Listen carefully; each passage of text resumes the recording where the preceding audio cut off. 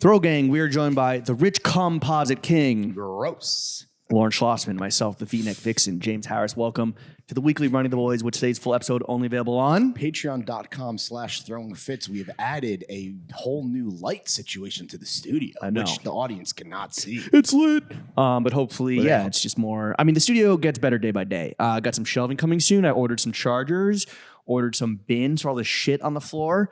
Are you doing this? Just for right now. Okay. Well, how hard were they to set up? Thank you, by the way.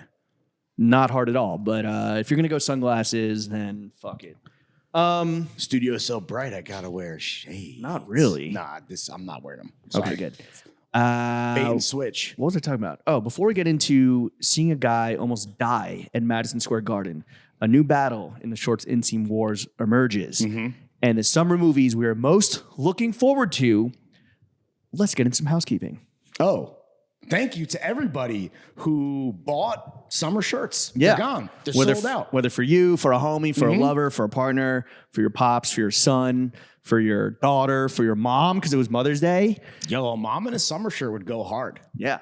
Whether you bought 1, 2, 6, 10, 14. Did anyone buy more than 2? I'm not sure. Oh. Thank you to the hundreds upon hundreds upon hundreds of customers that got their hands on one. And they're going out now. Yeah. Steve hit me. He's like, yo, fucking Shopify. Shopify keeps hanging up on me. I'm like, what are you talking about, Steve? He's like, I hate the labels. We need more servers. We're selling too many shirts. For some reason, the plum labels went out like a plum. Yeah. But the peach labels, not like a peach. No. He's having issues with the peach labels, but they should be going out today, I guess. We were much more ambitious this time around. 2 shirts, for all intents and purposes, means 2 shirts.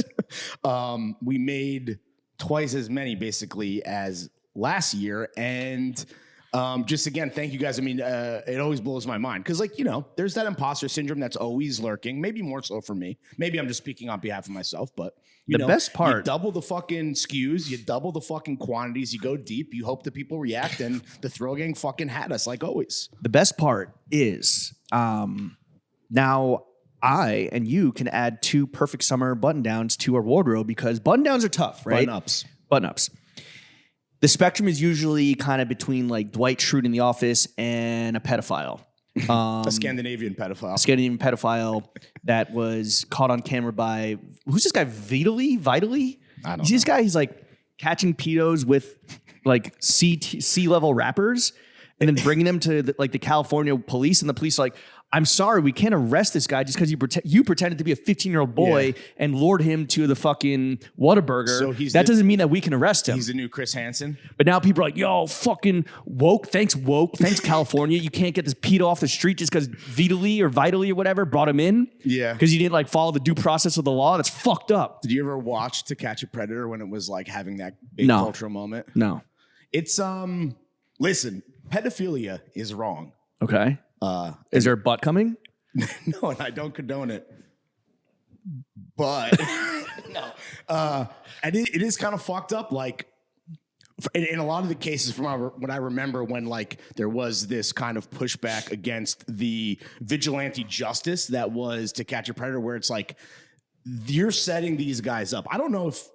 Who knows if they would have acted if they weren't presented with a delicious sex from a supposed 14-year-old girl over AIM? Listen, it's actually a interesting debate, and we can get into pedophilia in front of the paywall as we are wont to do. So, like, pedophiliacs are wired that way, right? It's like why heterosexuals like the opposite sex, homosexuals like the same sex.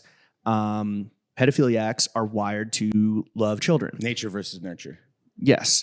And there are some states, I believe, and I'm probably going to get this wrong. I'm probably going to get the fucking woke mob or unwoke mob after me. There are some states where if you present yourself as a danger to children, you can be arrested before you even commit a crime as a pedophile. So guilty before proven innocent in that case. Guilty before committing the crime. Damn. And so there's this debate, like, should they be arrested before they have, just because they present a danger to children? Right. The wrinkle now is with AI porn. Like, some pedophiles, they're just like, yo, I don't want to go out and like fuck kids. But this is just like what I'm into. We talked about this a little bit with girls on porn, remember? Okay, well, we're talking about it now too. Yeah. With AI porn, there's now the debate of like, if you can create child porn without harming or abusing children and give it to these people to give them like a sexual outlet, and that hopefully keeps them from engaging with kiddie porn that actually does harm and abuse children. Is that a net posi? I don't know, bro. Ooh, man. Weigh it in the comments. That's a lot to unpack. I guess my point generally was that I do not condone entrapment, whether by officers of the law or people pretending to be officers of the law. Or live streamers. Jesus Christ, dude. It's an interesting. You know, it's a moral like dilemma. It's technology, it's neurology, it's sexuality. Yeah. It's I mean, look, if AI kiddie porn existed in Greece back in the olden times, like would have been all good. So this is like the AI child porn would be the methadone to the actual child porn that is heroin in this kind of metaphor I'm using. Yes, and the methadone is all synthetic, right? It's grown in a lab. Yeah. No poppy plants were harmed in the making of this methadone. Administered by professionals. Though I guess to cure pedophilia, don't you? I don't know if you can cure homosexuality, you That's a fucking great monster. Point. No, but I'm saying like you go to pedophilia conversion therapy. Where they just show you like develop breasts, like I don't know, like a hairy cock. No, but like look at these big fat adult titties. Aren't those better? Look at these balls that are hanging low, not high and tight. Oh, like man, Saquon. Some swangers. All right. Wow. You know what? Summer shirts. Thank you for buying them. yeah, that got off track real fucking But quick. it is, you know what? We don't shy away from the hard topics. No, dude, that's why we're the only podcast that matters because we'll talk about everything, dude. Yeah. Okay, are we doing Just because it's hard doesn't mean we're not into it. What? One more piece of housekeeping. And thanks again, everybody. Truly, it means the world. You're going to like the way you look. I guarantee it. We guarantee it. Yeah. I mean, were you surprised that I forgot where we deviated into kiddie porn. But again, Vitaly. Yes, the best part about making these shirts is that you and I were like, what sucks right now? Oh. All button up shirts, short sleeves, right? Oh, right, because you either look like Dwight Schrute or a Scandinavian pedophile, or like Ben Affleck in The Accountant. You know, just super autistic. So autistic. Autistic John Wick, make a pack flip. But for those with the video, you saw that. I think that we finally cracked the code on it, and I'm just very excited that you and I now each have two options to wear. Well, and I got three, and you too. From I was going to wear mine today, but I had to bring it to the fucking dry cleaner because I wore it through the weekend. Yeah, same. It's also a little brisk today. Yeah, but I was going to wear it under this. Yeah. Oh, a double collar. Yes. Which I saw you did on Instagram. I wonder if so you don't know this, right? This is actually a perfect segue because I wanted to give you some flowers. We last week were just admonishing the Reddit becoming the new our Reddit, the Throwing Fits subreddit, becoming the new MFA, aka a cesspool of subhumans on our subreddit. Subhumans in the subreddit. There has been a very interesting development as someone who is an active Throwing Fits Reddit user. Like you post?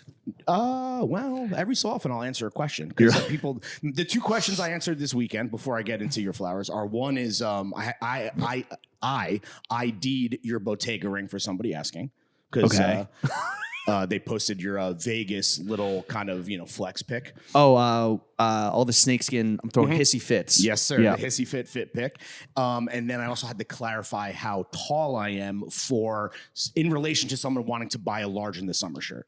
Okay. So how tall are you? Hit him with the clean 5'11" as per my driver's license. So the Reddit, that's that subreddit bump. There's been a nice little There's been a nice little development where you have emerged as the hero, main character of the sub. Cool. Couple thoughts that people have been throwing out there. One, 2024, year of the Jimmy clone. Okay. I love to see that. I love to see you try. Yeah, right. I would love to see you fucking luck. Show me the clones. Show me the clones. Two. Yeah. Let's just put it out there. Some guy was like, I like Jimmy better than Larry. And there was a bunch of upvotes and a lot of people. Listen, I'd like to think that you need the duality of man to have the only podcast that matters. But with that said, it seemed like there was a lot of hashtag Team Jimmy out there. Yikes. Well, which made me feel real good. Thanks, guys. I don't want to see them drive a wedge between us. They can't. Yeah. So anyway. Bigger men have tried.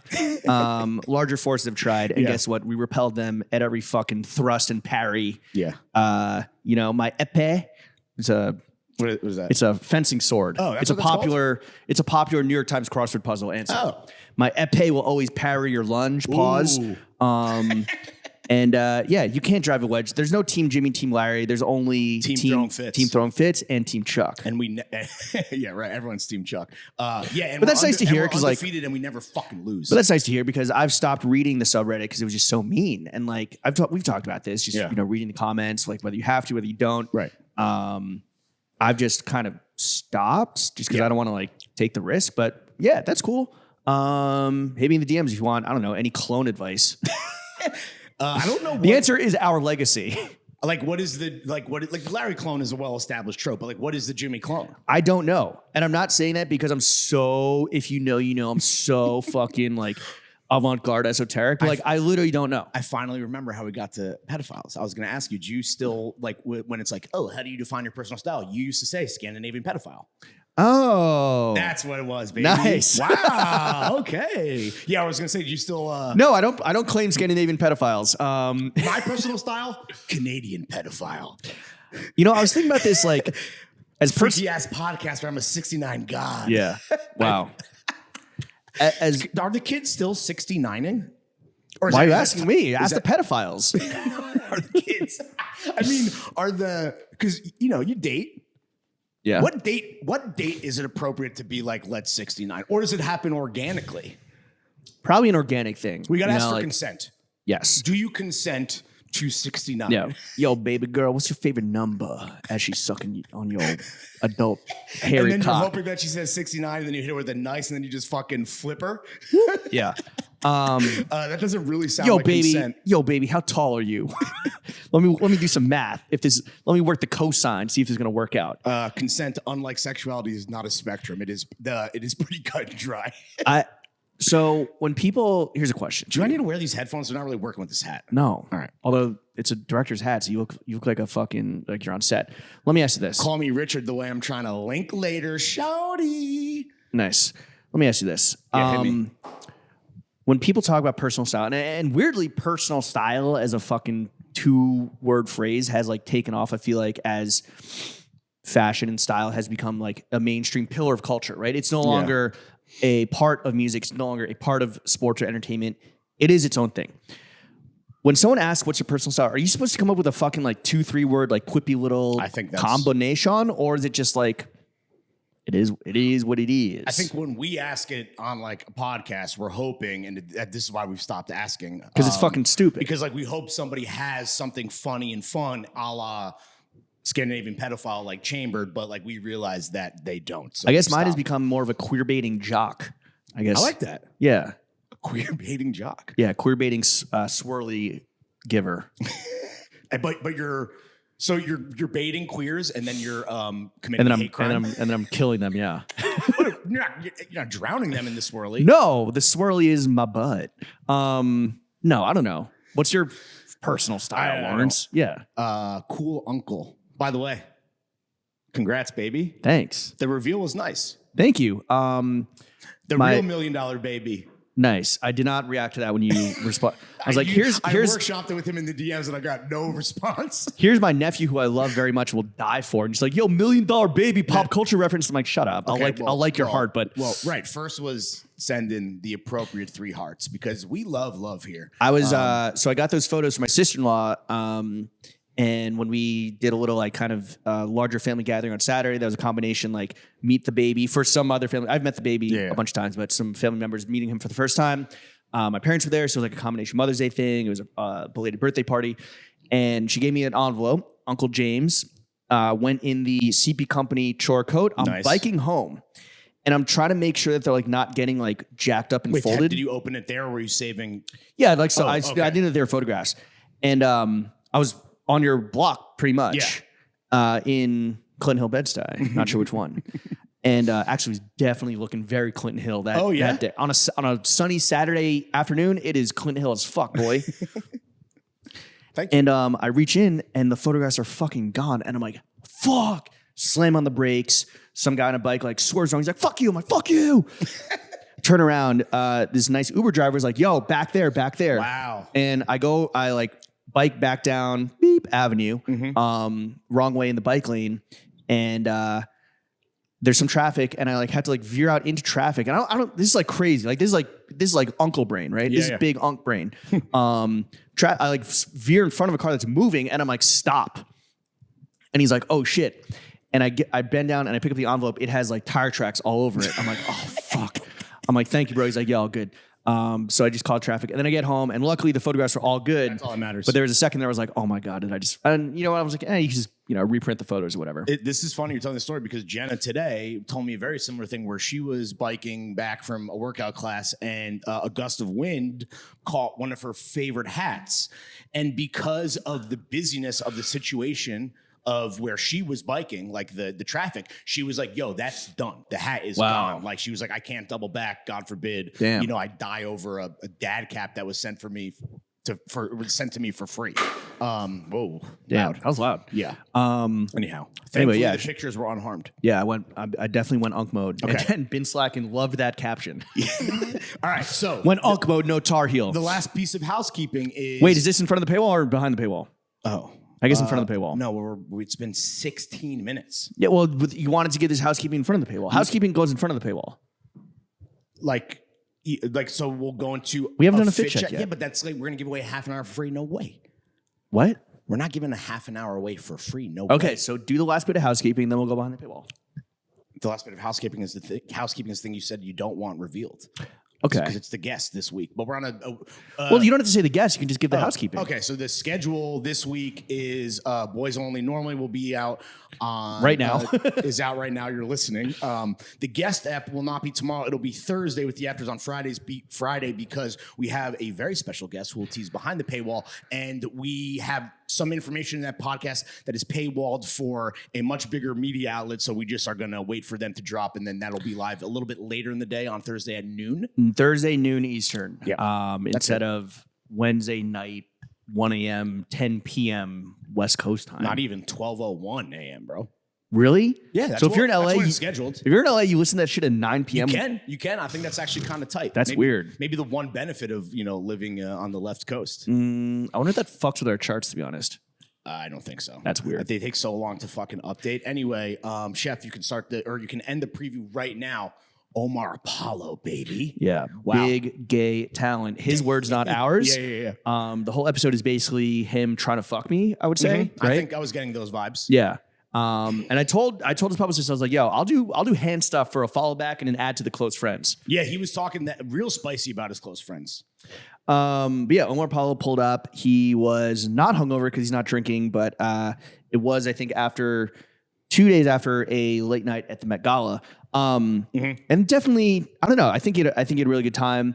I think that he, like all celebs, they were like, okay, yo, I got to talk about music. But then it's like, yo, let's talk about fucking blowjobs and shit. Yeah, let's like, talk about fucking gay shit. Let's talk about fucking and shit. Yeah, and that's a fun one. I'm really excited for you. Yo, guys I'm not gonna lie, I was definitely popping my thong a little bit. He was trying to see if he would bite. He is I didn't realize he was so tall, and he is an attractive boy. Yeah. Good for you, bro. In the Mew Mew. Maybe it's the summer of you experimenting. No, I think it's the summer of queer baiting. Oh, I think we're finally allowed to queer bait, and disappoint our homo and bisexual friends. Sure. Into thinking that they have and a chance. Family. And family. Into thinking they have a chance, and then yanking it away from them. And not a chance with family. You said it, not me. Let's talk about your gay brother. Yeah, what the fuck? That was fun. Yeah. Well, because he was This is your own twisted version of Challengers. No, it was funny because like what did Omar say? Like he was kind of throwing out like you guys have like a little zesty kind of back and forth, and I had to get it in that like my brother is homosexual. He asked if and either of us. it maybe rubbed off on me. You said that on the pod. Yeah. Jesus, dude. That's like a joke. I know how fucking life works. I know nature versus nurture. Second time what? mentioning And which is it? It's fucking nature, dude. It's like pedophiles, like we talked about. Pedophiles. Pedophiles. No, I'm kidding. Where were About we? Equating about a lot of it. Sodomy to pedophilia. That's what you were doing? No, not. We should move on, bro. Thank God we're behind the paywall, bro. Are you into auto asphyxiation because you are hanging yourself right now? You're going Bourdain mode. Let's do a fit check, dude. Oh wait, no, but there's more. Okay, well, do you want to talk about queer baiting? Bro, Well, so thought okay, here we I were had gonna this get to it issue. when we talk about your jeans. I have a few gay friends, right? They're great. I love them. I have gay friends. They're all so hot. can say the F word. They're all so attractive. Yeah. And I, for sure, queerbait the fuck out of them. Never to the point of like, you know, creating any like resentment or animosity, but Sure. it's fun to be like, because like, you know, when you're flirting with women, with girls, whatever, it's kind of like you're it's more Girls. coy. Women, we don't infantilize women on this podcast. Thank you. It's a dance. You're like, you know, it's coy. Yeah. It's like kind of like From what I remember. you know, it's like ballroom dancing. It's you know, it's never like R-rated until it is R-rated. You know what I mean? X-rated. With dudes, and this is why being PG-69. gay would be so sick. With dudes, it's just like, yo, like show me that ass. Show me where I'm gonna put my dick. Ironically, it's straight to the point. And that Exactly. point is the tip of your penis. Yep. Yeah, I was definitely dusting off the old queer baiting moves with Omar, and I think he was appreciating it. And Oh, for the, sure. the I felt tension left was out, to be honest. well, and I feel bad because you guys had a moment where you really connected over your mutual love of Full Metal Jacket, right? Zoolies. And ask lest them it on a movie date. lest it become a fucking, you know, Larry goes to the movies, which we're gonna get into later in this podcast. Thank you. Can't wait. You know, you guys had a little moment, and so I was like, "Hey, which one of us would you rather date?" Meaning, which one of us are you like connecting with more? I didn't mean want to fuck, and I'm sorry, I wasn't trying to like set him up to be like, "Yeah, I want to fuck him, not you." Well, you know, like it's what's the old like joke about boy bands where it's like the hot one, the whatever. And because it's only a duo, I think, and we do as people contain multitudes, I have come to terms with the fact that like you're the eye candy. And Well, I don't know, and I dress better, and I'm funnier per the Reddit. per the Reddit, per the subhumans. and Whose opinions don't what am I, matter. just a motherfucking whipping boy. Just chop liver, boy. Yeah. You like that shit, white boy? What did You like that? Dude, it's crazy how how angry the white boys are with the Delia's hate read hot take about men not traveling. Oh my god, bro. Oh my god. Look, the white boy's gonna white. Dude, that is a fact, brother. Pedophile's gonna fuck kids. Nothing they can do about it. The white boys are gonna be white. Oh, one comment on queer baiting. So I don't think I've ever like been critical of you, but I have a friend that you know who I've always a joke that I've used at his expense is how hard he queer baits. And listen, he is a hot guy that works in fashion, so like I understand that like that's probably going to come his way whether he's asking for it or not. That's how he got his job. But let me tell you, this motherfucker loves to go out and really throw it out there and really ask for it. And I think had not been like critical, you can do whatever you want. I think I just like kind of low-key didn't respect it. With that said, as I have been hanging out with my brother and kind of like wingmanning for him, I have noticed myself queer baiting as well. And I will say, I fucking get it, dude. What are you doing? Like acting a little zesty or like showing some nip? Like what are you doing? Yeah, and the fact that like we have the well, he's very mask presenting, I think is like a fair way to say it. Like Jim Carrey in The Mask? Yeah, sure, yeah. Oh, God. Somebody suck me. Yeah. But like we were out at that after party I talked about, and like a bunch of dudes just like, wait, you guys are brothers? And then it gets like weird where it's like, What, they thought you were a couple? no, I think they just thought, well, I mean, he is the much younger, way better looking. They're like, version wait, of me. you're related to him? No, right. Which that would hurt my feelings and has happened sometimes. But I just mean more like, ooh, look at these two hot brothers. So I'm like, well, tell me more. Yeah. Don't molest me. Yeah. Well, why not? I'd rather my consent be asked for before before I get honked on the fucking cock. Oh, yeah. But honestly, A cock honk is I don't mind it ain't baby reindeer out here for me, but like I don't mind a testy toot, to be honest. Like if a guy, well, I it got one and depends. I didn't ask for it. I didn't mention that. Oh, yeah. I mean, what do you probably were asking for it. Begging for it. Yeah. But yo, it feels so fucking good. Not getting your cock honked, which does feel good, but like just physically. I'd rather be unconsensually sexually molested by a man than by a woman. Clip it out. Because I told you the story, right? Yeah. Where I was like, recently I had a a hairbrush, reverse credit carded, reverse tip drilled up your betwixt my cheeks, and I didn't like it.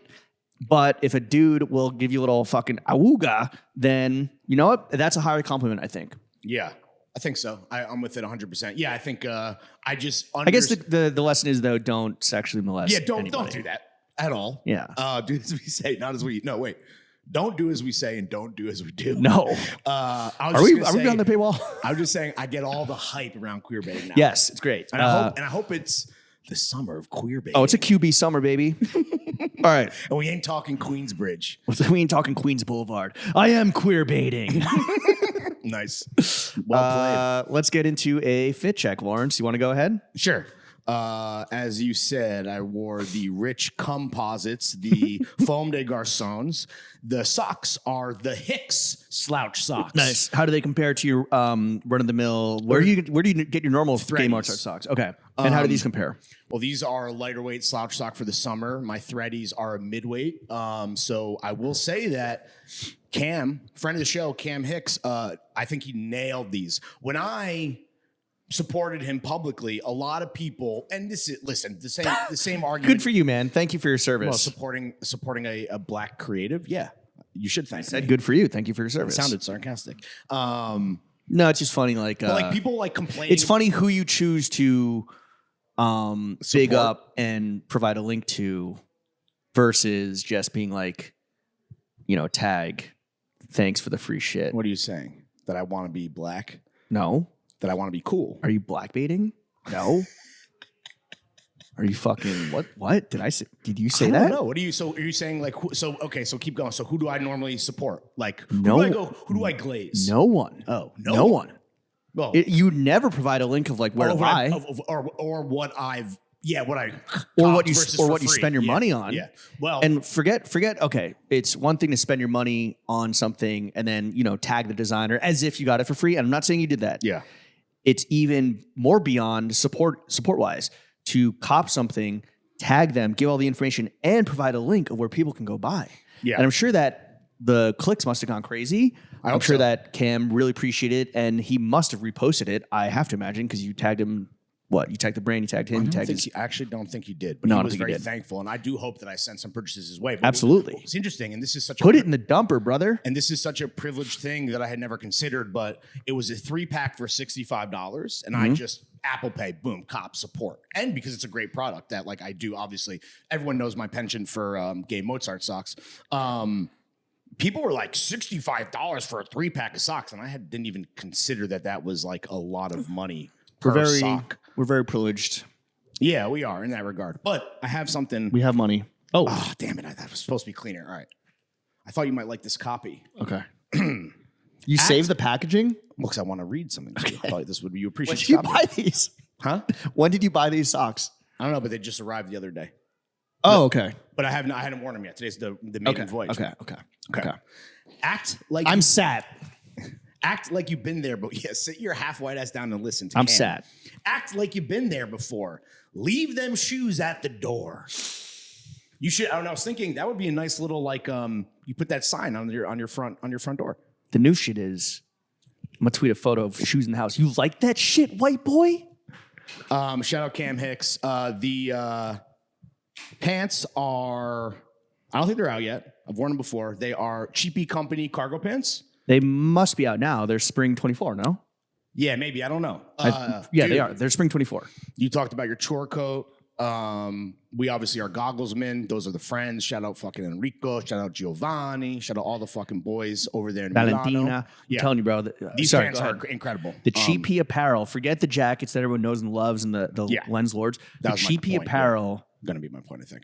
Whether it's the pants, whether it's the chore coat, whether it's the overshirts, it fucking goes. And like the jackets are the most technical, the most definitely the most pricey, but the apparel is fucking good. And I mean, we talked about this when we were on set back in June 23. Yeah. Talk about these pants. It's like, yo, you're wearing them. They're finally doing a roomier, girthier cut. I believe, when if you go to a CP store across the globe and you see the goddamn motherfucking boys, I believe James is wearing these pants in that photo shoot. If you go to the The one store, and shout out the one guy that sent me the photo outside of Shinjuku, Shibuya, the main CP flagship in Tokyo. I'm fucking grinning my ass off. Did you ever grilling in that? No. Oh, you're just looking. I was psycho. not wearing my grill that whole shoot. Cortez Pleaser, the overshirt is Throne Fits, cut and sew private label. Wow, look at that. Rolling on the wrist, wedding ring on the thingy, wifey on the pinky, chrome on the other hand. Bro, your cap.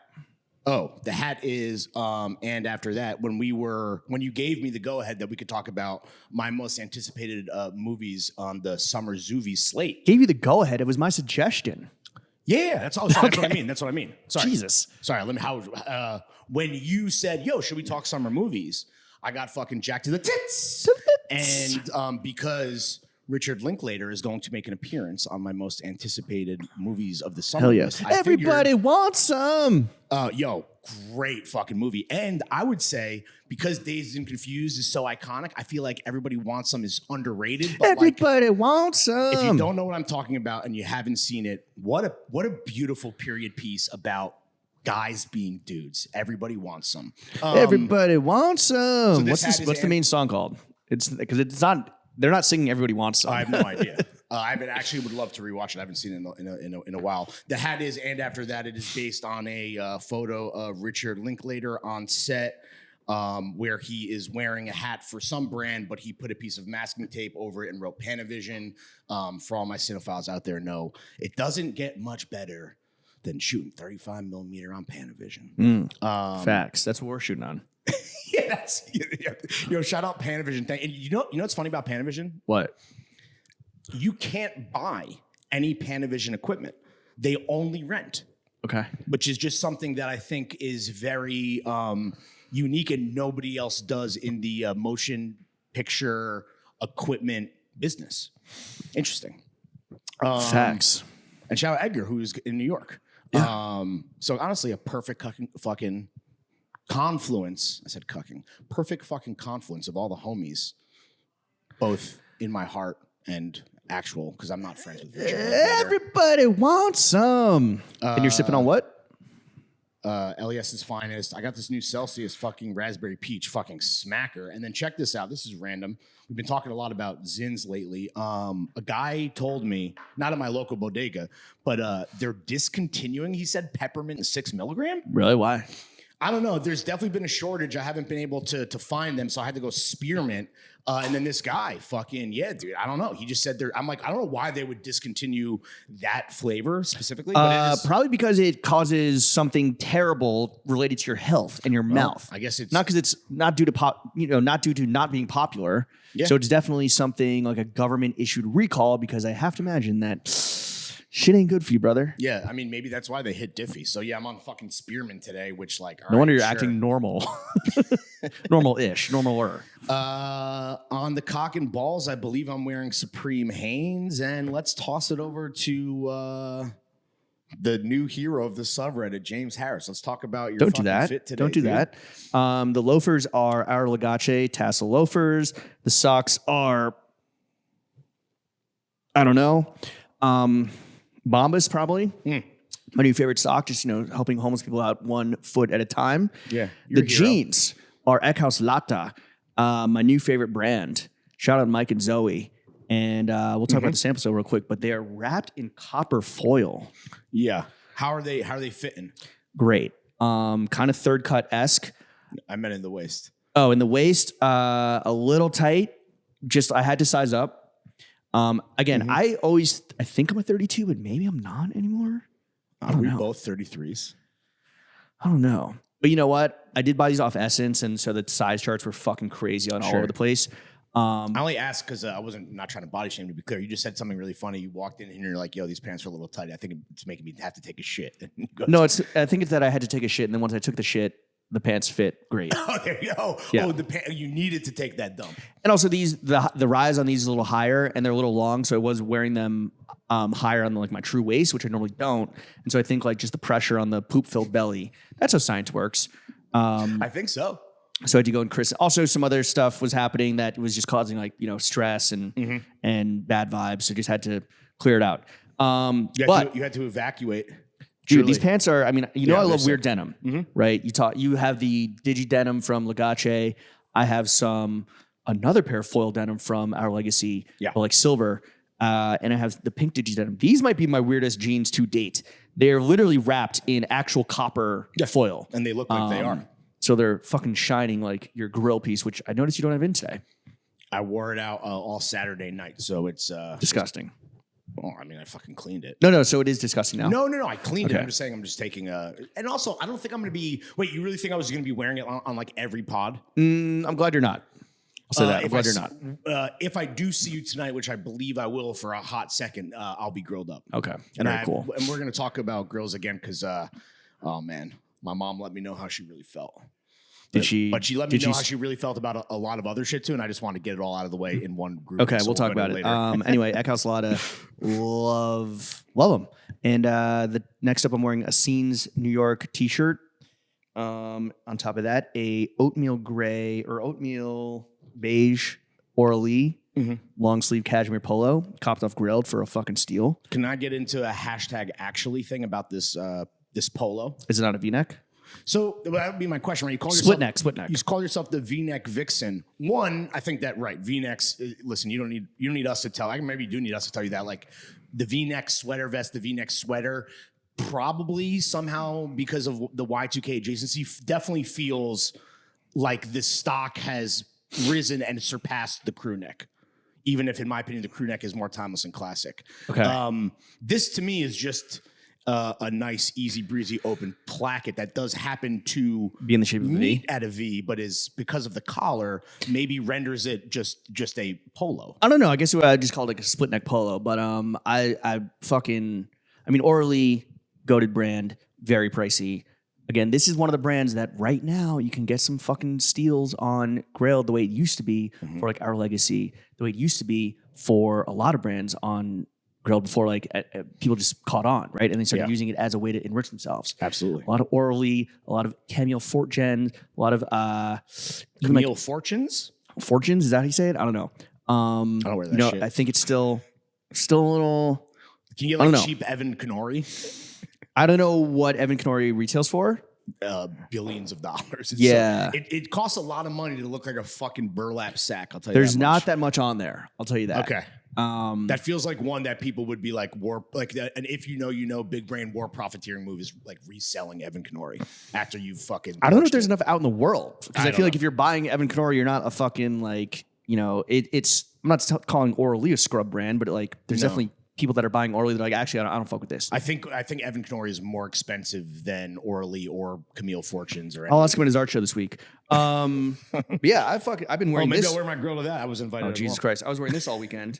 Yeah. Just cashmere, buddy. Just cashmere fucking rules. Especially in this like in this kind of like transitional. Has it been pilling at all? No. I don't think so. We should get you know how you just like unbox that steamer? We should get a sweater shaver as well. That might be nice to have. And it's fun to do. Very therapeutic. How often do you need that? Well, just if the sweater starts pilling a little bit, it's not terrible to have a little shaver here. You know, to give the Orly a shape up. I feel like a steamer is much more useful to have in the office than a fucking shaver. 100%. Even if I prefer an iron to a steamer or an iron that has a steaming function. But listen, if we're just fucking like you said, every day the studio gets better, I'm thinking a sweater shaver. All right, top one. Sure, throw it on the MX. They're like not even. I think they're like $30. All right, big deal. We're in Our Legacy workshop Dickies jacket. What else? Oh, Bottega for those asking for ID on the subreddit. Versace sunglasses. Oh yeah. Sipping on Lori Side's finest and a Diet Pepsi and fit check, drink check complete. Sun Buddies Lubna. Nice. Okay, let's talk about your mother. Oh yeah. Wrecking you. Shout out Mindy. Did you give her a happy Mother's Day from me? Her favorite co-host of Throwing Fits? I didn't. I'm sorry. I totally forgot. Okay. Speaking of queer baiting. So mom baiting, baby. Yo, honestly, I mean, that's the thing that everyone says. Hey, shout out to everyone posting their moms. But the hottest picture that exists of your mom. She was a milk factory. On a group chat with you where someone, we were like, yo, this mom is hotter than you. And yo, you shut up. Let's talk. Not that Yeah, but honestly, like, Not that ugly women shouldn't be allowed to speak, to be clear. Jesus Christ. And they're not ugly, but it is funny. It is, you know, the evolutionary like lizard brain in me is like analyzing if someone posts their mom and the mom looks good, it's like, oh, you're gonna age nicely. Oh, but that's what people say. If they look like fucking shit, then it's like, damn, is that what I would have in store for me if I, you know, was with you for like the next 30 years? Yeah. Do you think And that's a fucked up way to think. Also, it's like, damn, dude, like, you know, you post a hot pic of your mom and it's like, yo, someone might beat off to your mom, which maybe is like the ultimate Mother's Day gift. No one's beating off to a fucking IG story, bro. I don't know, dude. Except for the pedophiles. Have you seen this shit? Like Instagram is for real serving up like sexy photos of kids to pedophiles. Well, we talked about how with CP Company, oh God, like you have to type out the whole handle on IG, WHOLE, because you can't, if you do even just CP, and who even knows now with this fucking meta search bar, which is the fucking worst, you can't like just type that. There's a New York Times article that was like, children influencers and their parents are like serving up like small children in bikinis. And guess who the followers are? It's not fucking fellow kids and fellow mommies. It is real beaters, real CPs, real CP enthusiasts. So it's fucked. It's crazy. Real and chavs. and this time it was a milk factory all Sunday long. All right, what happened with your mom? So I go in. Jen and I go to my parents' house for Mother's Day. Bring the dog. How many beers? 6. Okay, not even half of Larry's does it. Well, you know, it's not about me. So we were there for like an hour. No, we were there all. Honestly, we were there quite late. Actually, we got there a little bit. We got there like 3, and we probably left at 8. Okay. Yeah, no, dude, kept it on the fairway in honor of my mother and father, who were nice enough to let me just, you know, kick around the crib. Okay. Anyway, so I see my mom. I give her a hug, kiss on the cheek, wish her happy Mother's Day. Do you pull up with the grills? Well, her first comment she goes, "Can you step back a second?" And I'm like, yeah. She goes, "Smile." And my first thought is, fuck, I have Zin in right now. And I'm like, I don't want to have to even explain what that is and even open up that can of worms. And I smile and she goes, "Okay, good." I'm like, "Oh, did you think I was going to wear the grill to Mother's Day?" And she goes, "No, but," she goes, "You look really scary." And I was like, yeah. I'm like, that's not really what I was going for. She goes, "But," she goes, "I did see that it's like a Paul Newman thing." She's like, "So if he wore it," and I'm like, wait, Paul Newman didn't like wear grills. I had to explain that it was part of the character in Slapshot's corrective dental work that he had done as a hockey player. But yeah, she was definitely like straight up about like how it's horrifying, which was Jenna's initial reaction, but that isn't like grown on her and she thinks now that they're cool. I don't know if they're ever going to grow on my mom. Yeah, I'm not surprised by that. Then did she drop a W bomb on you? What's a W bomb? No. No, my mom didn't call me a wigger. Okay. No, she could on Mother's Day. It's her day. I don't think she knows that term exists. Yeah, she does. Hopefully not. Yeah, she does. No way. Dude, my parents don't know anything. All right. Then the new tattoos fucking get brought up, right? And I don't know if this was a similar Did they get brought up or do you like, "Hey mom, look at my cool tattoos"? No, I was wearing a Throng Fit summer shirt. Nice. In rich cum. Yep. And they're on display. And she's like, she's like, "Oh, I kind of saw the pepper one on IG in that same grill dump." And she's like, "Can I just say something?" And I'm like, "Yeah, sure. I mean, again, it's your day." She's like, this is verbatim. She can't speak on when it's not her day. And I was surprised that she brought Jenna into this because the thing with Jenna is that like, that's not her kid, right? Obviously they have a great relationship and she loves Jenna. Wait, but what? That's not her kid? Oh, Jenna's not her kid. Yeah. It's her daughter-in-law. I thought you were talking about Pepper. No. Pepper's Jenna's kid. And my mom goes, Did you wish Jenna a happy dog mom day? The second I walked out of the bedroom to her snuggling with the dog, I said, "Happy Mother's Day, baby." We're not like fur baby doggo people, but like I knew, and I kind of said it like ironically, but I think, or sarcastically a little bit, but I think she appreciated that. It was at least acknowledged, then we can move past it. Okay. So my mom goes, re-tattoos. She goes, she goes, "All right." She's like, "I don't get it. You and Jenna have such beautiful bodies." And I'm like, what the fuck? And she goes, You're like, no, I don't. and she goes, why? And also, it's like, that could be the thing where like I could gain 100 pounds and my mom would be like, oh my God, have you lost weight? You look amazing. Oh, is your mom a pedophile, but just for you? And she goes, I just will never understand why you guys choose to deface your beautiful bodies. And I'm like, can you stop saying beautiful bodies? Good God. Yeah. And then the other funny thing was that my mom was on a girls trip with her old college roommates. Oh, nice. Where'd they go? They went to Fort Blickerdale? They went to Newport, Rhode Island. Ooh, they get was it wine o'clock? Was it rose all day? I don't know. I'm sure it was a little rose all day. What was your funny joke about rose all day? Well, Mikey the Hitman, we were talking about people's hot moms, and he was like, oh, I was at this whack menswear event. It was like vintage cars, like a Jasper Johns art book, and like neckerchiefs. And like I was like, that's the dude's equivalent of rose all day. For sure. I thought you nailed that pretty good. Thanks. That's honestly, dude, forget about keep your shoes at the door. That should be like a sign, like in a live, laugh, love font where it's like vintage cars, Jasper John coffee table book, Miller High Life. Oh, Peroni's, that's what it was. Peroni. Even worse.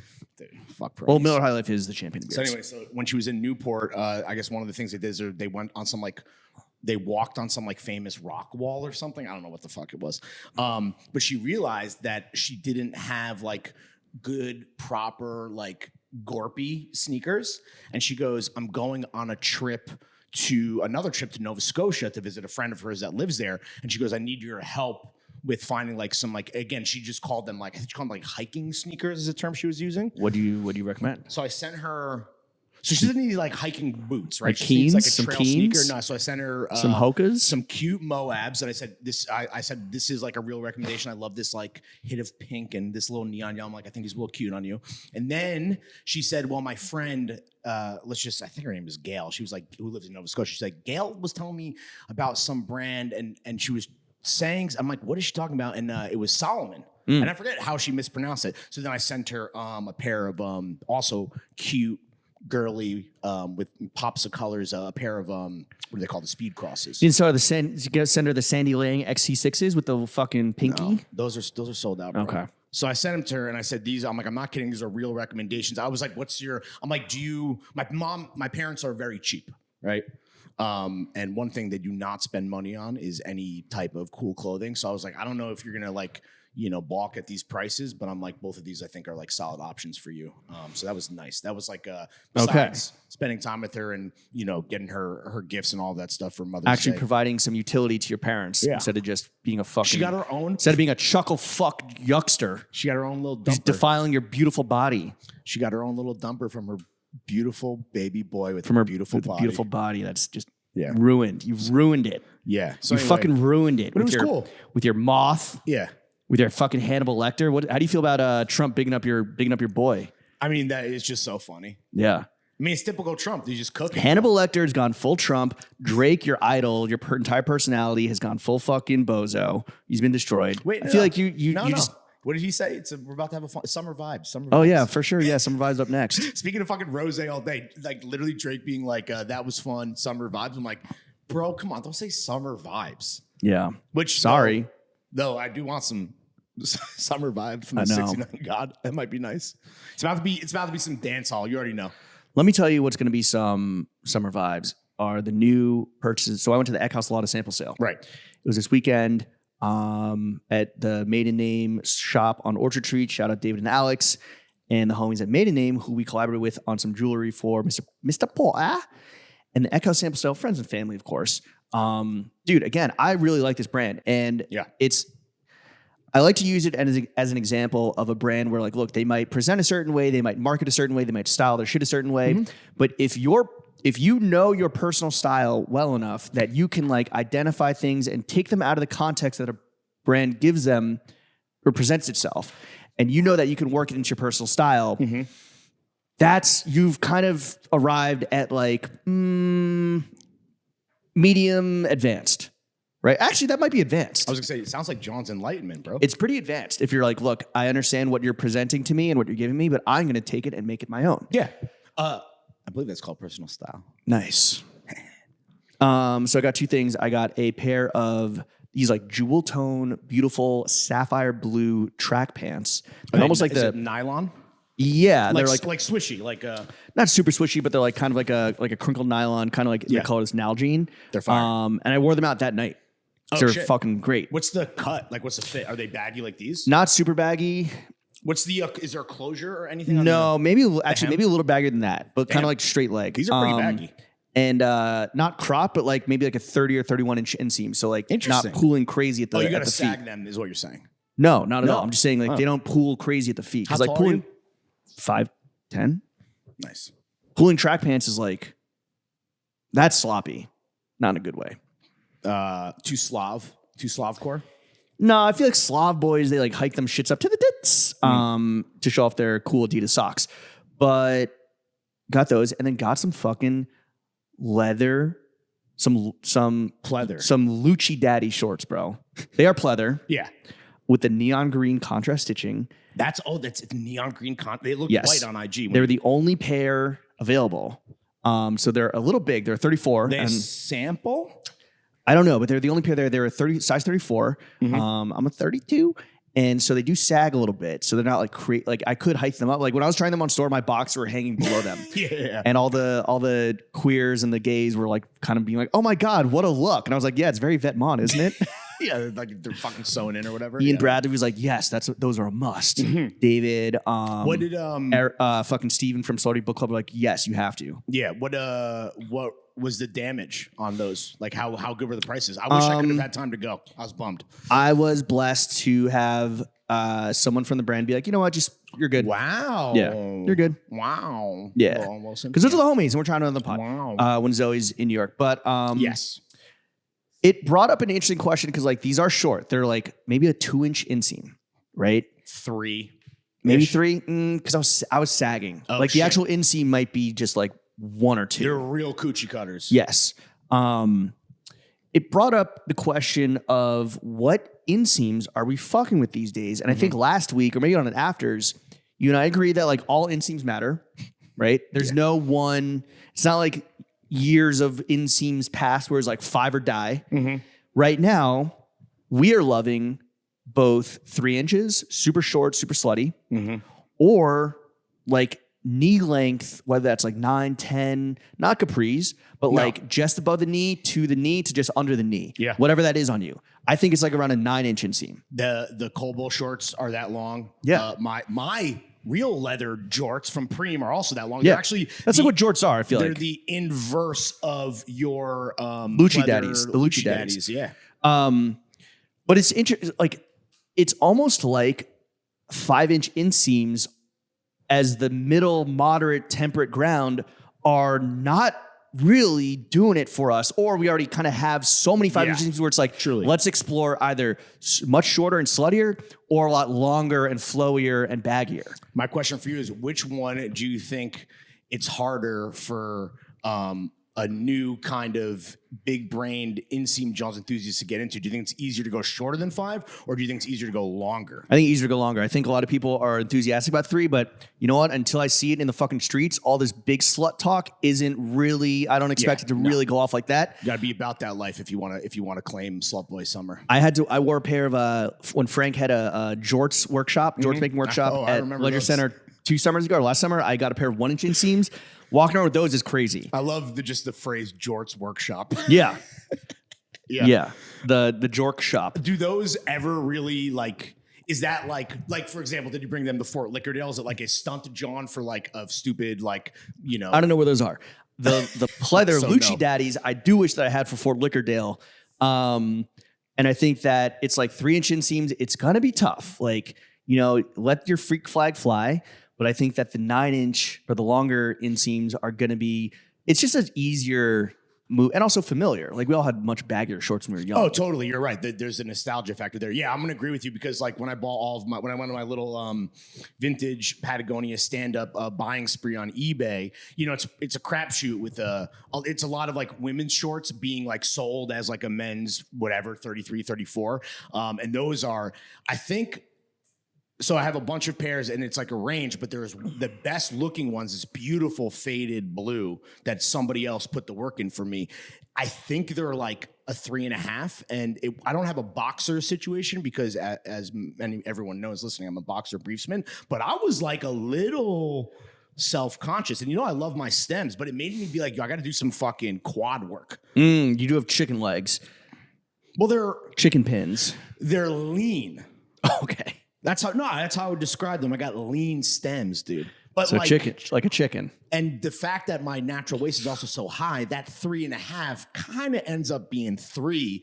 And while it's going to be very easy for me to pack those for like my Memorial Day beach getaway, I'm like, would I walk around the city in these? And it's tough. And I will, but I'm like, it was like sitting on the subway seat, like you're the backs of your thighs touching who knows what. No. Also, I don't think this issue would affect us. But when we were in Fort Lickerdale, so we have a tradition, us boys, with bachelor parties. It might be construed as transphobic now, but I thought you were going to talk about getting tattoos. I don't know when or why this started, but do you know what a stuffer is? Tell me. I feel like now you see all these videos and shit. It is what a transgender man pre-op wears in their pants to have the feeling and aesthetic of having a fat cock down there. Okay. It is a flaccid rubber synthetic cup penis. Like a full dildo? It's not hard though. It's flaccid, so it's like floppy. A lot of dildos that I've seen, just in my just light research, they're flopping around. No. This is like soft. Oh, it's like pointing south. What does it connect? How do you I think you just kind of like stuff it in your pants. It's called a stuffer. So it really is for pre-op transgender men. And we were like, hoo funny, whatever. It's now a tradition. So this predates fucking woke, all that shit. Thanks, woke. Yeah, we didn't know what it was. We were just like, hoo funny dick. There's like a game many years ago where there were two stuffers actually, and it was like who can what team can put a condom on, and one guy was like, I don't know, with their mouth, with their hands, and just rip the condom in half. Anyway, one dude is two guys were arriving a day later, and so one guy was just hanging by the pool, and he put the stuffer in his pants and just had the tip hanging out out of his baggies. Okay, what are we? and it's very realistic looking. Yeah, dude, this is like fucking a bit from Bad Grandpa. Exactly. So guys, when the two guys arrive, they're like, "Oh, dude," we're like, "Yo, Patrick, come on!" And he's like, "Oh." Anyway, I'm not saying that the 3 inches is going to ever present that issue for you and I or guys. Literally, your fat cock hanging out the side of your shorts. I've seen ball sacks hanging out.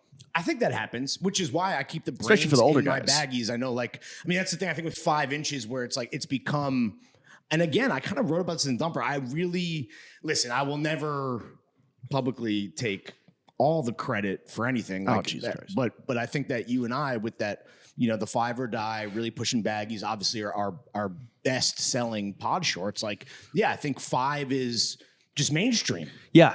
And but I keep the netting in there, not just so that I can wear them as bathing suits, but because then I'm never going to have that issue. Right. You keep that thing in you of a stuffer making its head known to the world. Here's a good litmus test though. A good barometer of torchness is that dickmas test. I think 5-inch inseams are classic, right? It's like camp collars. No one's like, yo, camp collars are the next shit, because now they're just mainstream. They're everywhere, point, right? They just are part of your wardrobe. Great. I tweeted a photo of some vintage Patagonia baggies, and the caption was, "You like that shit, white boy?" Bro, the amount of blue check Twitter guys that were like, "Yeah, I fucking like that shit. What of it?" Well, that's how you know. That's a good barometer of torchness or basic broness when the guys with 800,000 followers that tweet about changing the world and culture and shit. When those guys are like, "Yeah, fuck you, I like that shit. What you gonna do about it?" I had an embarrassing reaction because when I saw that picture, I did have a white boy reaction where I was like, "Oh shit, they're bringing back some of these older colors." And then literally I go to the replies and people were actually asking me the same thing. Another good barometer of torchness is if Larry's into it, I think. I was like, "Ooh, yeah. I am a white boy and I do like this." I like that shit. Damn, you called it, bro. Yeah, I was like, they don't make these colors right now. I know, but I don't know. I think, I think you and I, look, all inseams matter. 3 inches. If you want to go for it, go for it. I'm telling you, it's going to be a little tough. 9-inch inseam. That's just the more popular length these days, it looks like. You're right. That's definitely jorts runoff. Yeah. Big old jorts runoff. But speaking of white boys, bro, I saw some. So I was at the Rangers game, the one that went to double OT. Yo, what a game to be at, bro. Tuesday night. Hashtag blessed. Well, Tuesday night. And it was a great game. I just have one story. You know, again, it was just like super white. That's the segue, transition god. No stuffer. And dude, remember when we had Mia Khalifa on and she talked about getting hit in the tit with a puck and it just ruptured her implant? Yeah.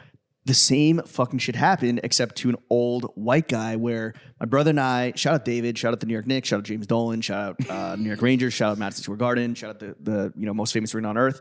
Damn, you walk that back better than Embiid, bro. Don't worry. I'm playing 4D chess here. Yeah, okay, dude. I'm going 7. You could also just like admit that you were wrong and should apologize. No, I'm not wrong. Jimmy's taking it 7. All right, so we're watching the game. Somebody clears a puck. And it's like at this really sharp angle where it goes over the glass.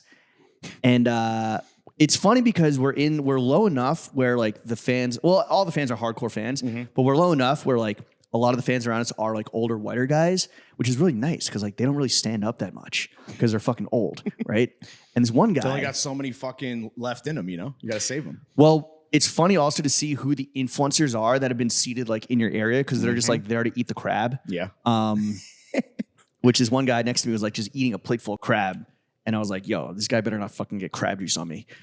Anyway, I've never seen this at a hockey game because it's kind of rare, especially for the puck to go flying up this high. But the puck was cleared. It was a fucking laser. I saw it coming. And even I was like, oh, shit. This one dude, it went right behind this one guy's head. It would have killed him if it hit him in the head. Chappelle. But this old guy who's looking away and it hit him right in like the tit and the heart. The heart, yeah. And he wasn't looking. Yeah, he wasn't looking. And he made the craziest sound. Can you please demonstrate? It was like a... It was crazy. It sounded like he got shot. And he's just like, and we're like, yo, medic. No one came. We're like, yo, Usher, get the fuck, not Usher, but like to the Usher, like, yo, is there? Usher. Everyone's like, yo, like one, maybe like, time like this? maybe like one player, maybe like Fredrickson or whatever was like looking over because like there was a disruption in the stands. Yeah. Like that shit rang out through the garden. Well, it turned out to be good luck. We had to sacrifice that guy to get the big win. He eventually was like, I'm good. And then he didn't stay for double T. I think he had to go home and like but imagine having that story in the office. Go to the hospital. Imagine having that story in the office next day. Like, my man was the king of the water cooler, dude. And then as soon as it was clear that he wasn't dead, like 1 second after he got hit and went, like the puck was heading towards the direction of me and brother. So I was like, yo, where's it? It was the guy in front of him. You wanted the memorabilia. Picked it up. He's like, yeah. And then he turns around. Dad dying behind him. He turns around. He's like, are you okay? As he's like putting the puck in his fucking Panarin jersey. Like, he's like, yo, are you okay? Shit came out of nowhere. It's funny you're talking about old white guys. I'm just saying violence at sports games is awesome. I got a crazy chirp and I know like the criticism is that Larry's not true to this. He's new to this, whatever. But I was wearing my Rangers jersey and a guy, this is at game 1, a guy was like, hey, it looks like they didn't finish your jersey. Oh, because there's no name on the back? No name and no number. I'm like, bro, we're rooting for the same team. I got the Metropolis edition on, bro. Like, This is not some fucking, it's not a jersey that I caught free at a game. Well, and I was like, yo, what the fuck, dude? Yeah, Rangers fans ruthless. Let me ask you this. Like they didn't finish your jersey. Some old guy. You were at a Yankees game. Oh, yeah. Did you wear your Red Sox paraphernalia to that? No. You fucking traitor ass Benedict Arnold motherfucker. First of all, Yankee Stadium, a fucking labyrinth. What the fuck were they thinking when they designed that thing? It's a bad stadium. It's not great. 2, the fellas missed you. You couldn't make it. We had a nice little day. It is the game. I don't watch baseball. And unless the Red Sox are playing. And I watch playoff baseball. Okay. And when the Red Sox are playing. So I haven't watched baseball since like the fucking pitch clock. Bro, the game is so fast now. It's insane. Okay. So anyway, that was like another. So you guys left. We left. So this is the story, right? So we leave in the top of the 8th. Why? Because it was time to watch the New York Rangers. The same game that you were at. Okay. No, I wasn't at the game. Thursday night, no. So it would have been whatever. You left the game early because you don't care for baseball. You're just there for did you do the 999 challenge? No. What is that? 9 beers, 9 beers, 9 hot dogs, and 9 innings. You didn't do the 999 challenge. You had great seats. You're not even into the romance of the game, which is like, seeing baseball is fun with your seeing friends. seeing how the players move as the pitcher's winding up, watching the fans themselves, hearing the fucking beer guys yell out into the beautiful summer's night, their mournful yawp. And yet you were like, no, let's go to Billy's, bro. That was just a guy, that mournful yawp, that was just a guy getting hit by a foul ball. I thought my joke was funny when you asked our group chat that went to this game if they did the 999 challenge. I said, no, I only beat off 7 times. Okay. Tell your story. So we leave to watch the Rangers, and we're like, yo, this is great. A bunch of the dudes we were with had never been to Billy's. You've talked about Billy's on once, the pod before. Yeah. It is basically it's the nightclub Babe Ruth built. It's like, yeah, it is like the Hacienda in Manchester if it was exclusively for Guidos and Puerto Ricans. It is spectacular. And Dominicans. Correct. We're uptown. So we go to Billy's, which at this point, because the Yankees were down 1 run, it's the end of the game, so Billy's empty. And it was close. You didn't stay? Whatever. You get to Billy's. It was time to watch the puck drop, brother. Right, whatever. So we go to Billy's, and I just had a really funny encounter with the bouncer.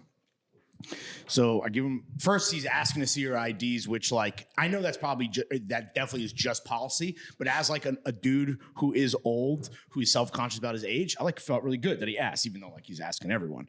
Do you feel that way like at the airport when they take your ID? No, that's the surveillance state. That's different. So they ask for your ID when you're getting a beer at any stadium. Yeah, but this is fucking Billy's and we're just going in. I'm like, whatever. I didn't expect to be carded. So. Also, dude, they're like only 19-year-olds would leave the game early and try to go to Billy's.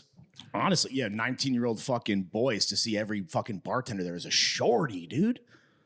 They got talent at Billy's. All right, I'm just shout out Billy's. Shout out Billy's casting. So before he even like hands it back to me, I'm like, all right, like I kind of was like basically like, which is kind of rude. I was basically already like half walking in, and he goes, "Yo, wait a second," and I'm like, "Oh fuck," and he shows me my ID, and he goes, "Yo, what's your last name, dude?" And I'm like, "What?" He's like, how do you pronounce this? I'm like, "Schlossman." And he's like, and I'm like, "Yo, are you high right now?" He goes, "Extremely." And he gave me my tea back. Then we went in, and everyone that we were with was immediately flabbergasted at just the sheer size of, I mean, it is a gigantic warehouse. If you're in New York, it kind of would be like, I would say it's like a destination.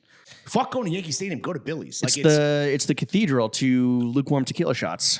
I was going to say what I do also love about Billy's because of, I don't want to sound classist or racist or anything, but like because of the clientele, like you can get awesome drinks there that like you can't really get at like maybe like a normal like what bar below 14th Street. Like I was like, oh, I'm getting watermelon Red Bull vodkas. Like this is amazing. So had a couple. Oh, of you those. really have found your people. Dude, I truly should go there more. I just, me, I hate the Yankees. So like, well, that's the thing. Oh, because you're a Red Sox fan. They were playing Larry at Billy's, baby. They were playing the Stros, and I was like, and that's also why, like, again, awesome to hang out with the fellas and to just provide help or to be a part of new experiences. Sure, a bunch of them had never been to Yankee Stadium. I'm sure all of them really want to watch the Rangers and leave Yankee Stadium early.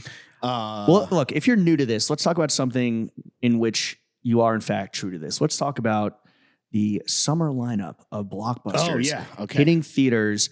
It is May 13th, May 14th when you're listening. Damn, we're going long today. I know. That's why I'm trying to tell your fucking bouncer story. Okay.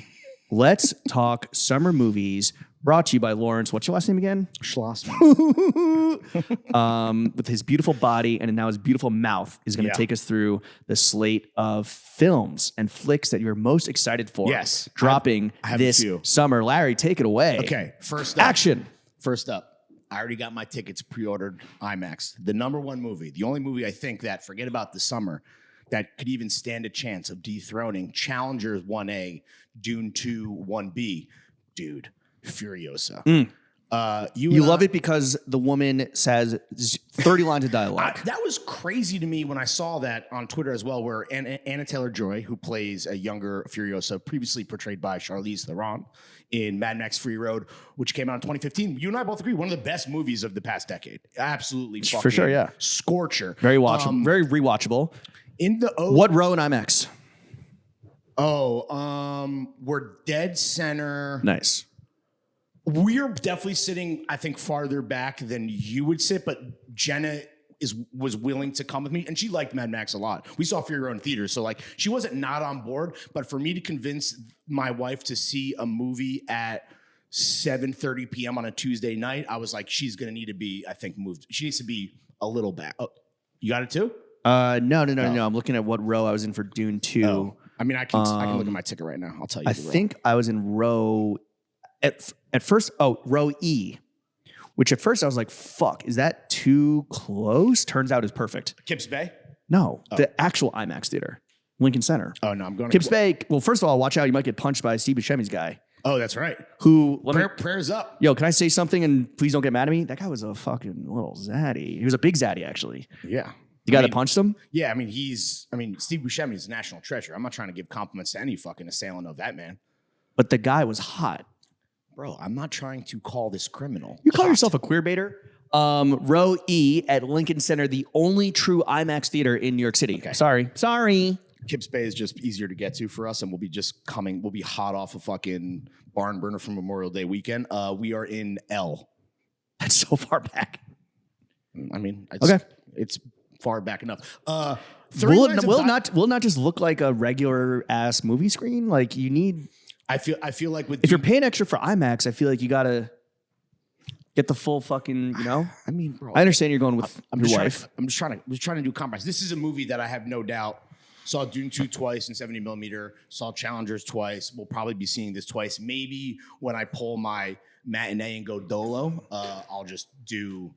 I'll do it proper, in Lincoln Center. Look, you're a film guy. I just expect you to make film guy moves. I'm surprised that there's only 30 lines of dialogue for Anya Taylor-Joy because in Fury Road, obviously, Tom Hardy's Mad Max says basically nothing. And it's not that Charlize isn't also a steely woman of few words, but the character to me didn't seem like it had to be someone who just doesn't speak and looks tough. Well, in typical Mad Max fashion. I don't think it's the character. I think George Miller said dialogue gets in the way of the action. I'm happy that you brought it up because I had the quote ready to go. What is it? George Miller. The problem with dialogue is that it tends to slow things down. Film is a medium often best enjoyed at high speed. I am so fucking hyped for this movie. Yeah, it's gonna be good. Okay, so that's up first. You don't think you're over hyping the expectations for yourself at least?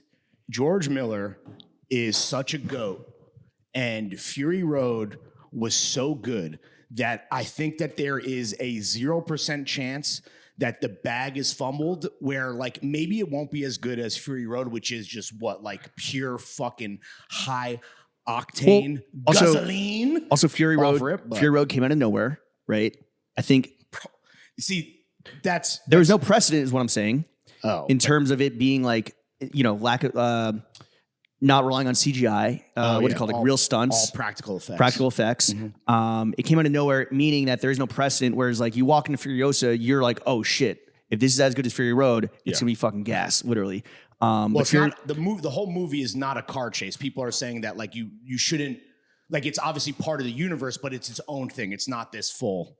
It's not exactly like literally the whole movie is a car chase, which is sure. Awesome. But also, I think one of the best things about Fury Road is that the world building and was so like spectacular. It was so near future dystopian, where it was like everything about it's great. Did you ever see the? But so it's already been kind of built. You already know that you're getting dropped in this world with like the war pups with fucking Immortan Joe. Have you ever seen the OG Mad Max and then Escape from Thunderdome? I've heard the OG Mad Max is borderline unwatchable. Nah, I rewatched it recently. The hardest part is that it's such an Australian movie, derogatory, that you literally, even with subtitles, have no idea what's going on. Well, yeah, because they stole the cameras. They didn't know how to work the Panavision. So the big thing about Furiosa that really has me just so excited is there is a 15-minute action sequence that took 78 days to shoot with almost 200 stunt people working on it every day. And a quote from somebody who worked on it said, "It is the longest sequence any of us have ever shot." And this is from people who worked on Fury Road, which again is spectacular. So the hype, I think, is real and justified. But yes, I am setting the bar extremely high. Moving on. June 7th, dropping on Netflix. Not mad at this. This is not a movie I would necessarily see in theaters. Hitman. Richard Linklater. With Glenn Powell. The movie, the video game? No. The Boeing documentary? No, it is a movie that is based on the Did true. that go over your head? No. Yeah, it went over my head like a Boeing airplane, dude. That was okay. No. I'm Why are you saying being mean? Why are you slowing down? Why are you because slowing this down like it's not Furiosa, bro? honestly, Keep it going. George Miller must hate podcasts. Keep it going. Based on the true story of a fake hitman. It's going to be on Netflix, so obviously everyone doesn't have to spend fucking IMAX money. What I'm interested in about this is not just it's Richard Linklater, who is one of our greatest living directors, but Glenn Powell co-wrote the screenplay. What do you mean cold wrote? What does that mean? Co-wrote. Okay. Sorry, I'm just not, the Zins got me Yeah, I talking can tell. crazy. He's the guy in Anyone But You. Which was fucking dog shit. And obviously also. But that's that actor, right? In And- Top Gun Maverick? Yes. Okay. Cool. I find him extremely charming.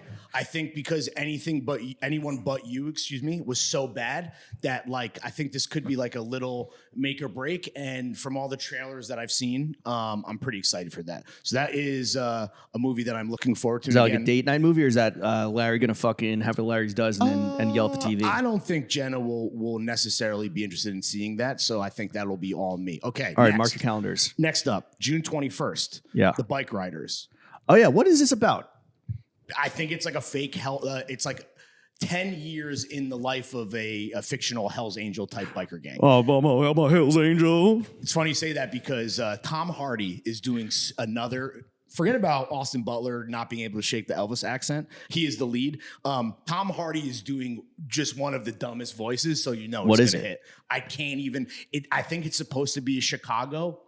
So he's like a Chicago gangster? Like what? No, I think the movie takes place in I think it's the late 60s to late 70s. Okay. It's based on a real photo book, apparently. A photo book?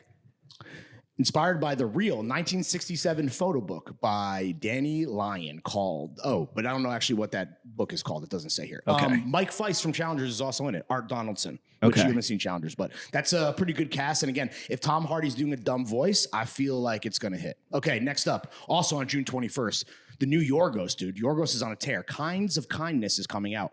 I had tickets with Jenna to go to a screening of this why didn't you film go? Because we went long podcasting. Oh. So I sacrificed my movie mindset to do my job. No, hold on. That's when we started at 10 a.m. and you're like, yeah, actually, I don't want to go. We can just go on. I was so hungover, but we also went pretty long. Shocker. Apparently, like Yorgos just has had this in the can. The cast is crazy. Emma Stone, obviously, Jesse Plemons, Willem Dafoe. What is this about? That's the thing, is that no one really knows. So you're hyped on this, but you don't even know what it's about. So it's an anthology film, right? What does that mean? So like Place Behind the Pines, there's there's multiple kind of stories that are happening in this film. I think it's 3 stories that are getting somehow tied together based on, again, I don't know what the deal is. So you don't even know what this is about, but them dancing in the trailer and just the cast and the director has you. Your dick is up. I mean, you did or didn't see Poor Things? Oh, you hated it. Yeah, it sucked. Okay, you're not a Yorgos guy. I'm not a steampunk guy. But the thing about I'm not either. What? Go on. But a steampunk movie for people who fuck is like an interesting kind of twist on the genre. Yo, this fucking retarded baby is going to show society that actually you should take a look at itself in the mirror. Come on. It's called Frankenstein. Next. Okay. That is it, I believe. Oh, no, sorry. July. This is, I think, the last one. Have you heard about Long Legs? No. Horror. That's you. Horror. It is a horror. You don't fuck with horror, do you? But it's like a horror mystery thriller. Nick Cage plays a apparently extremely psycho, crazy serial killer. Oh, is this didn't like people vomit at Cannes? People said that or at the film festival. The first 10 minutes of this movie, people are saying is one of the most horrifying sequences in a movie ever. Fire. I cannot wait. So it's about Nick Cage as the villain who's being tracked down by an FBI agent. I do not know the actress, but dude, I'm pretty fucking excited. Dude, Nick Cage is one of our favorite actors, I think. Favorite people. Favorite people. And I always, talk about dumb podcast questions, like what's your personal style? When people go, who's a dream guest? I've just started being like Nick Cage. Because it's just like, if I can say anybody, imagine we could pod with the fucking GOAT himself. Yeah, a buddy of mine was at a bachelor party, and they were flying.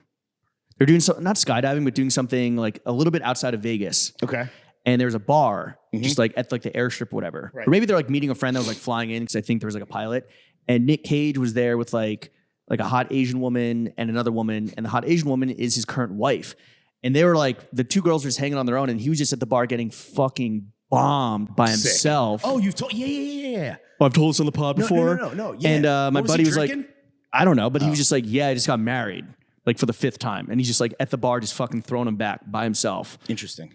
So yeah, like cool that. guy. Drinking alone. Larry move. Wait, do not fuck with horror. I thought you just don't.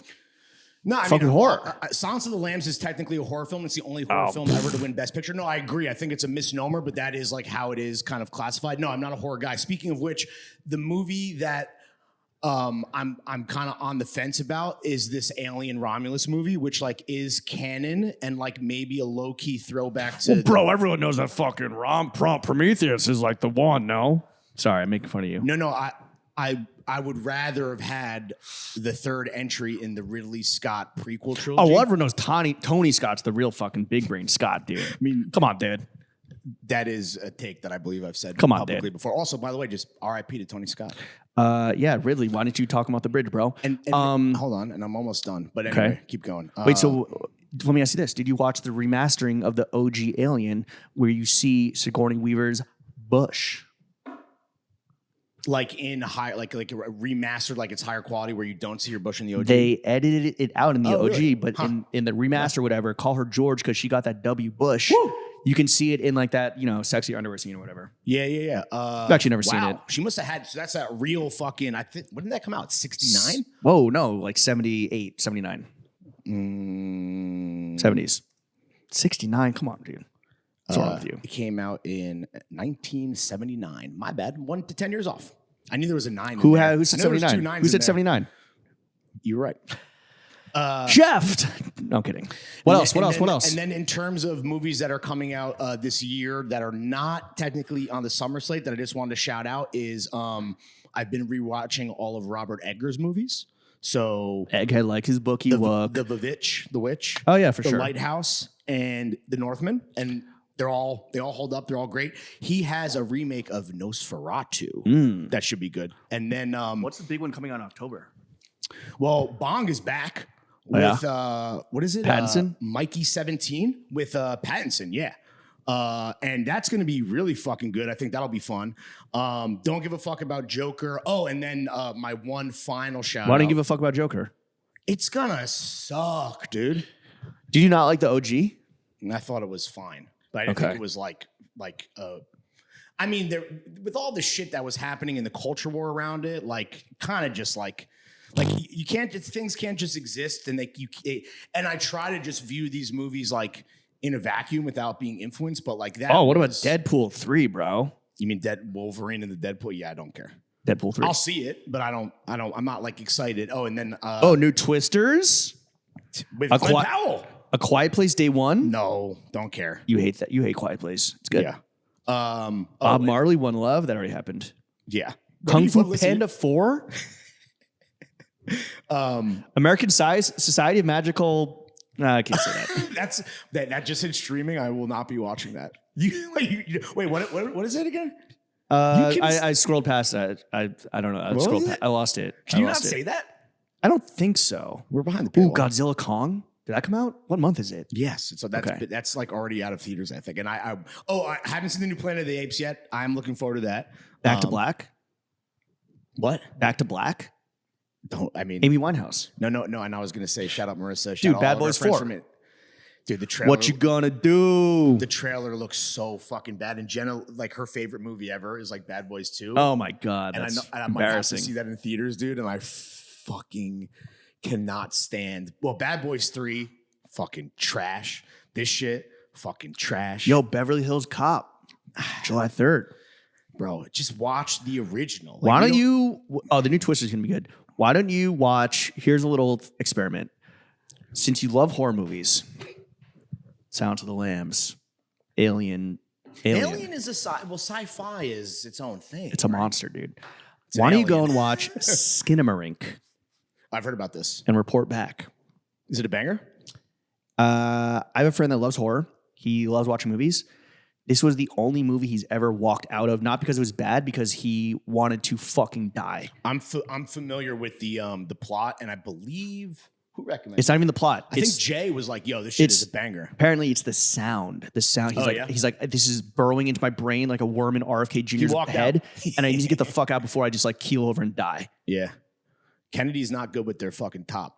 No, I'll tell you that. Oh, and then finally, except for Jack Yo, hey yo. And then without saying too much, oh no, she's got them teeth though. The movie I'm looking forward to more than anything besides Furiosa, I would say, is, and this isn't coming out till next year, but I have a friend. There's certain things I can and can't say, so I want to be careful here. Who is working on the PTA Leo movie? I think this is something that my Rudolph's husband, right? yeah, Mr. Rudolph. Dude, they gave PTA over $100 million. Heard it was over 300, and I can't even begin to express my excitement for like him making what I believe is going to be a kind of like mainstream, maybe PG-13, like is he back on the budget action movie? Is he back on the schneef? We can only hope, dude. We can only fucking hope. All right, that's it for all. Excited. This is gonna be a good summer for coochie cutter shorts, for the hoochie daddy shorts, for the film bros, for the inseam wars. It's gonna be a good one. This is a long one. You don't want to do members only clubs. You want to get out of here? I want to save it for next time. Why would you even bring that up? I read it out for a reason. Oh, my bad. Especially because we're already at an hour and a half. And I was going to say, the only members club that anyone here needs to be worried about is the Throne Fits Patreon. Love you guys. See you next week. Chef, take us out.